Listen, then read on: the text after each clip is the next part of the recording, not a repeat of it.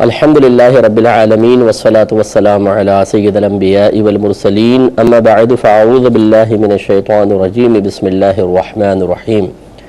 الحمدللہ الہادی پروگرام میں صدق یعنی سچ کے بارے میں کلام چل رہا تھا۔ آپ جانتے ہیں کہ اس پروگرام میں ہم کسی ایک قرآنی موضوع کا انتخاب کر کے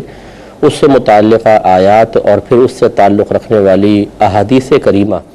تفسیر و تشریح کی روشنی میں یا تفسیر و تشریح کے ساتھ آپ کی خدمت میں ذکر کرتے ہیں۔ تو ابھی سچ کا بیان چل رہا تھا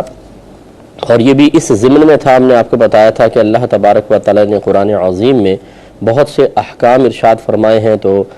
ہمارے مسلمان بھائیوں اور بہنوں کو چاہیے کہ کم از کم ایک بار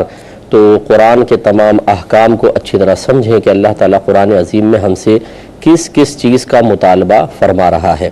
ہم پیدا ہوتے ہیں، ہمیں مدرسے میں بھیج دیا جاتا ہے، ہم حفظ کر لیتے ہیں یا ناظرہ پڑھ لیتے ہیں، اس کے بعد کبھی کوئی گھر میں پریشانی ہوتی ہے تو قرآن پڑھ لیا جاتا ہے یا رمضان میں کھول لیتے ہیں، یا بچے رخصت ہونے لگے تو اس کے سر پہ رکھ کے اسے برکت کے ساتھ رخصت کیا جاتا ہے، جھگڑے ہو جائیں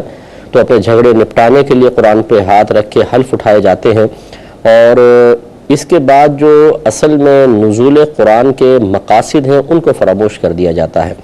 الہادی پروگرام ایک ایسا پروگرام ہے کہ جو قرآن پاک کے نزول کے مقاصد آپ کو بتائے گا کہ اللہ تعالیٰ نے قرآن کیوں نازل فرمایا، جس میں سے ایک بہت بڑا مقصد ہم ابھی یہی ذکر کر رہے ہیں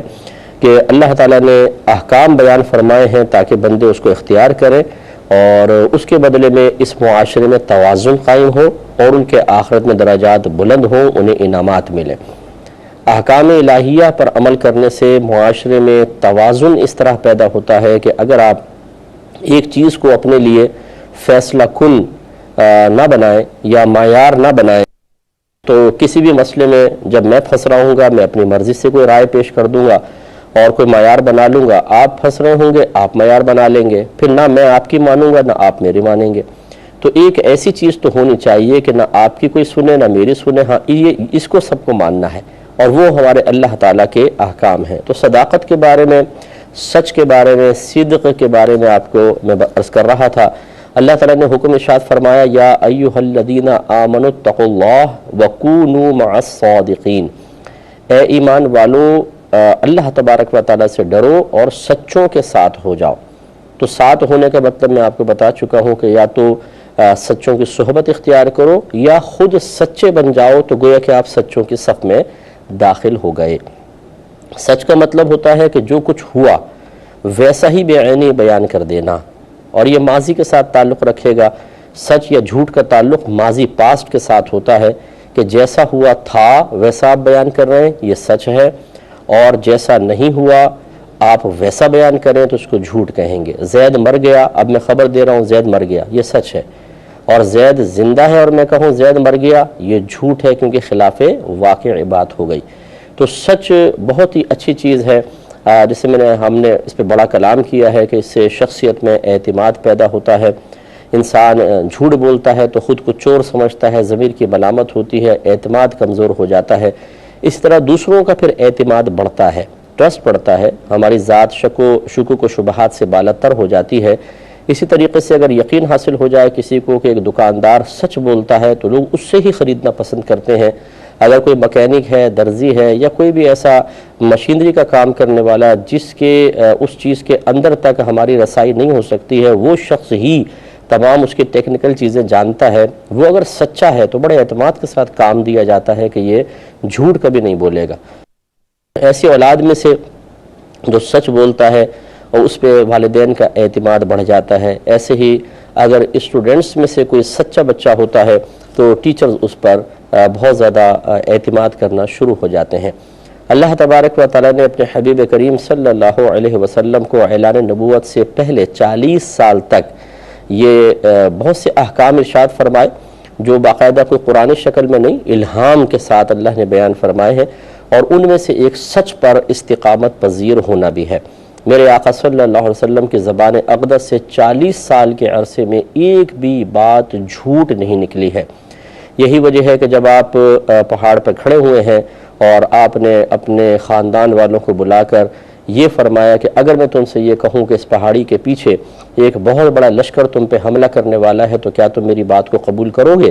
تو انہوں نے فوراً کہا کہ کیوں نہیں کریں گے، آپ صادق ہیں، امین ہیں، سچ بولنے والے ہیں، امانت کی حفاظت کرنے والے ہیں۔ تو یہ جو ایک اعتماد تھا ان کفار کا نبی کریم صلی اللہ علیہ وسلم پر، جو حقیقتاً ابھی نبی پر نہیں ہے بلکہ اپنے ایک خاندان کے فرد پر ہے، کیونکہ وہ نبی کی حیثیت سے بھی وہ آپ کو نہیں مانتے تھے، لیکن اعتماد تو ہے نا، 40 سال کا بہت بڑا عرصہ ہوتا ہے۔ تو لہٰذا معلوم یہ ہوا اگر ہمیں بھی اور خصوصاً تبلیغ سے وابستہ حضرات کو اپنی زبانوں میں تاثیر پیدا کرنی ہے،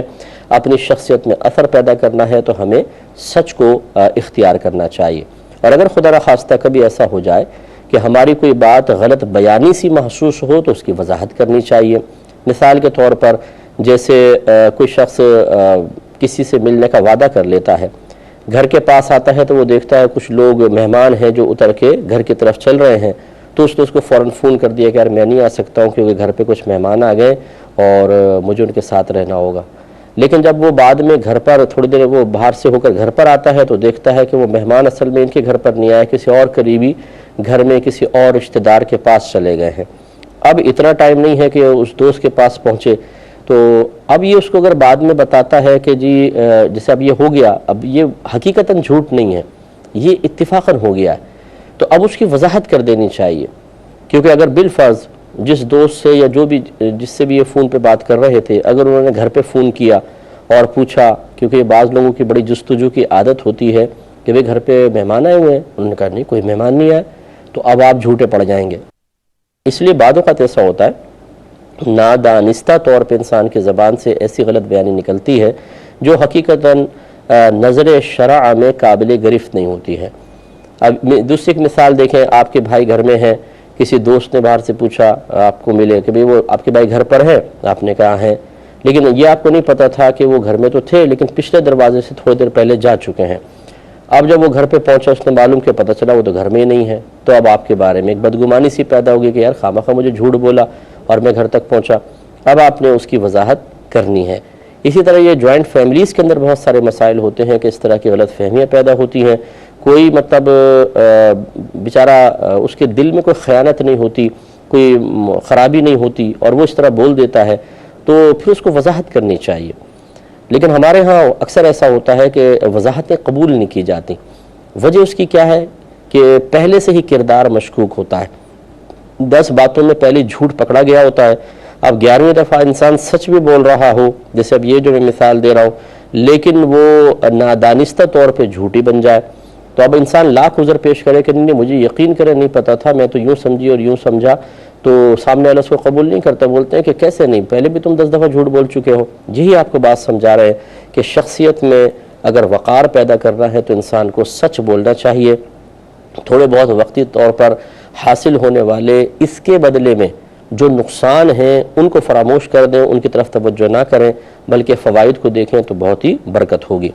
جیسے یہ حدیث دیکھیں، عرض کی تھی حضرت حسن بن علی رضی اللہ تعالیٰ عنہما سے روایتیں فرماتے ہیں کہ میں نے نبی کریم صلی اللہ علیہ وسلم سے سن کر یہ کلمات یاد کیے کہ آپ نے ارشاد فرمایا شک والی چیزوں کو چھوڑ کر غیر مشکوک چیزیں اختیار کرو، سچائی باعث اطمینان ہے اور جھوٹ شک و شبہ کو پیدا کرتا ہے۔ یہ ہے مسئلہ۔ دیکھیں کہ اگر انسان جھوٹ بولتا ہے تو پھر اس کی ذات مشکوک ہو جاتی ہے، اس لیے سچ بولنا چاہیے۔ یہ باعث اطمینان ہے اپنے لیے بھی، کہ اس لحاظ سے کہ جب آپ ایک دفعہ سچ بات بولتے ہیں تو سچ کو یاد نہیں رکھنا پڑتا، کوئی 1 سال بعد بھی پوچھے گا تو آپ اسی کو بیان کریں گے، لیکن جھوٹ کو یاد رکھنا پڑتا ہے۔ تو بعض اوقات انسان جیسے گھر میں ہوتی ہیں خواتین جھوٹ بول دیتی ہیں کہ نہیں یہ کپڑے تو فلاں کے ہیں، یہ فلاں نے دیے تھے، یہ فلاں کا زیور ہے، فلاں کا، اس طریقے سے بعد میں اب ان کو پریشانی ہوتی ہے کہ جھوٹ تو بول دیا، کبھی ایسا نہ ہو دوبارہ پوچھیں اور میں کچھ اور بول، تو اب یہ اطمینان پیدا نہیں ہو پاتا قلب کے اندر، بڑی پریشانی۔ اور اسی طرح جب ہم سچ بولتے ہیں تو ہماری ذات دوسرے کے لیے باعث اطمینان بن جاتی ہے، ہمارا قول اس کو مطمئن کر دیتا ہے، لیکن اگر ہم جھوٹے ہیں تو سامنے والا پریشان ہو جاتا ہے کہ پتہ نہیں سچ بھی کہہ رہا ہے کہ نہیں کہہ رہا، اور اس بیچارے کو تشویش لاحق ہو جاتی ہے۔ اس لیے کوشش یہ کرنی چاہیے کہ اپنی شخصیت کو باوقار بنائیں اور سچ کا دامن تھامیں، اپنے بچوں کو سچ کی تربیت دیں، یہی بہت بہتر ہے۔ دیکھیے بخاری اور مسلم کی روایت ہے، حضرت ابو سفیان رضی اللہ تعالی عنہ سرکار کے بعد میں سرکار پر ایمان لے کر آئے ہیں۔ جب یہ روم کے قریب کسی جگہ تجارت کے لیے گئے تو ہرقلہ ایک شخص بادشاہ تھا، اس نے ان کو اپنے دربار میں بلوایا، کیونکہ اس کو خبر ملی کہ نبی ایک ایسے نبی ہیں، ایک ایسے شخص ہیں جنہوں نے حرم میں مکے میں اعلان نبوت کیا ہے۔ تو وہ چونکہ اپنے اکابرین سے نبی کریم صلی اللہ علیہ وسلم کی نشانیاں معلوم کرتا رہا تھا، تو اس نے بہتر محسوس کیا کہ ان کو ابو سفیان کو بلواؤں اور ان سے وہ نشانیاں پوچھوں، اگر یہ وہ تمام میرے سوالات کے جوابات ویسے ہی دیں گے جیسا کہ ہم نے اپنے اکابرین سے سنا، تو میں سمجھ جاؤں گا کہ واقعی وہ نبی ظہور پذیر ہو چکے ہیں۔ لہٰذا یہ طویل حدیث ہے، کافی بڑی ہے، بخاری شریف کے اندر اگر آپ پڑھنا چاہیں، میں نے ذکر بھی کی تھی درس بخاری میں، وہاں پڑھ لیں یا سن لیں، لیکن یہاں اس کا تھوڑا سا حصہ لکھا ہوا ہے، وہ ذرا دیکھیے کہ ہرقلہ نے ابو سفیان سے پوچھا، اس وقت تک ابو سفیان ایمان نہیں لائے تھے، کہ وہ نبی تمہیں کس بات کا حکم دیتا ہے؟ تو ابو سفیان فرماتے ہیں کہ میں نے کہا وہ ہمیں حکم دیتا ہے کہ تم ایک اللہ کی عبادت کرو، اس کے ساتھ کسی کو شریک نہ ٹھہراؤ، اپنے آباء و اجداد کی باتوں سے باز آ جاؤ، یعنی جو وہ الٹی سیدھی باتیں انہوں نے ایجاد کی ہیں، غلط عبادات، عقائد باطلہ، اس سے باز آ جاؤ۔ نیز وہ ہمیں نماز، سچائی، پاک دامنی اور صلہ رحمی کا حکم دیتا ہے۔ تو اب غور فرمائیں کہ نبی کریم صلی اللہ علیہ وسلم نے یہ وہ باتیں تھیں جو بالکل ابتدائے نبوت میں لوگوں کو بتائی ہیں، کیونکہ ابھی عبادات وغیرہ کا احکام تو ہے ہی نہیں، ابھی تو رحمت کونین صلی اللہ علیہ وسلم نے اعلان نبوت فرمایا ہے۔ تو معلوم ہوا کہ سچ بولنا ایک ایسی چیز ہے، اتنی اہم چیز ہے کہ اللہ تبارک و تعالی نے بالکل ابتدا میں جب لوگوں کو اولاً اہم چیز کی طرف بلانا تھا تو نبی کریم صلی اللہ علیہ وسلم کو یہ الہام فرمایا کہ آپ سچ کی تلقین کیجئے۔ اور اسی طرح سرکار صلی اللہ علیہ وسلم کی ذات اقدس میں موجود یہ ایسا بہترین وصف تھا کہ پچھلی جو کتابیں ہیں ان میں بھی آپ کی اوصاف ذکر کیے گئے، اور جتنے ہرقلہ کے جن کو وہ بڑا مانتا تھا اہل کتاب جو تھے، انہوں نے نبی کریم صلی اللہ علیہ وسلم کی جو نشانیاں بیان فرمائی، ان میں ایک یہ کہ وہ سچائی کی تلقین کریں گے۔ تو اب جو ہم غلامان مصطفیٰ ہونے کا دعویٰ کرتے ہیں، عاشق رسول ہونے کا دعویٰ کرتے ہیں، ہمیں چاہیے کہ اپنے آقا صلی اللہ علیہ وسلم کے ان احکام کو سمجھیں اور ان پر عمل پیرا ہونے کی کوشش کریں، تب تو ہم حق غلامی صحیح ادا کریں گے، اور واقعی ہمارے قلب میں عشق کاملیت کے مقام تک پہنچ چکا ہوگا، کاملیت کے درجے تک پہنچ چکا ہوگا، ورنہ ہمارا عشق بھی ناقص اور ہماری غلامی بھی ناقص۔ اس لیے اب یہ کہ شخص عاشق رسول ہونے کا دعویٰ کرے اور جھوٹ بولے، اسی طرح غلامی کا دعویٰ کرے، غلام رسول اپنے آپ کو کہے اور پھر اپنے آقا کا کہنا نہ مانتے ہوئے جھوٹ بولے، یہ قطعاً غیر مناسب ہے۔ تو نبی کریم صلی اللہ علیہ وسلم نے جن چیزوں کے بارے میں ابتدا میں بیان فرمایا، وہ ایک شرک سے دور رہنا، اخلاص کو اختیار کرنا، اللہ تعالیٰ کو وحدہ لا شریک تصور کرنا، نماز جو اس وقت جس طریقے سے نبی کریم صلی اللہ علیہ وسلم نے تعلیم فرمائی، کیونکہ اس کا باقاعدہ جو طریقہ تھا وہ حضرت جبریل امین نے آ کے پھر اللہ تعالیٰ کے حکم سے تعلیم فرمایا تھا، اور یہ ہو سکتا ہے کہ اس وقت تک تعلیم فرما چکے ہوں تو سرکار نے نماز کا حکم ارشاد فرمایا، اور سچائی، پاک دامنی اور صلہ رحمی۔ تو یہ ذرا تھوڑا سا خیر میرا موضوع صرف سچائی ہے، لیکن پہ تھوڑا سا میں کلام کرنا چاہوں گا کہ ایک تو نماز، اس کا مطلب یہ اتنی امپورٹنٹ چیز تھی کہ اللہ تبارک و تعالیٰ نے بالکل ابتدا میں نبی کریم صلی اللہ علیہ وسلم کو حکم ارشاد فرما دیا تھا کہ لوگوں کو اس کی طرف لے کر آئے۔ تو یہ کوئی معمولی چیز نہیں ہے، یہ بہت عظیم عبادت ہے، لہٰذا ہمارے بھائی بہنوں کو چاہیے کہ نماز کی پابندی اختیار کرنے کی کوشش کریں، مؤذن حی علی الصلاح حی علی الفلاح کہتا رہے، اور یعنی نماز کی طرف آؤ، بھلائی کی طرف آؤ، کامیابی کی طرف آؤ، اور ہم کہنا نہ مانیں،